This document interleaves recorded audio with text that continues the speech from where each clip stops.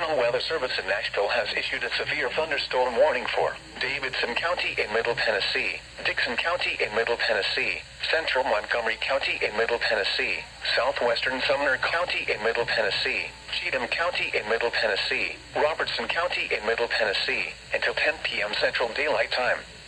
At 9:09 p.m. Central Daylight Time, severe thunderstorms were located along a line extending from 12 miles northeast of Erin to near Coopertown, moving southeast at 45 miles per hour. Hazard, 60 miles per hour wind gusts. Source, radar indicated. Impact, expects damage to roofs, siding, and trees.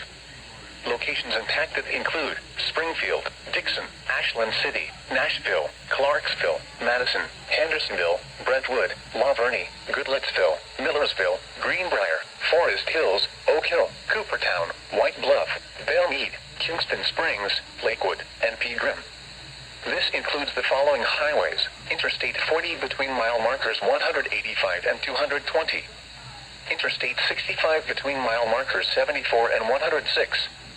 Interstate 24 between mile markers 9 and 62.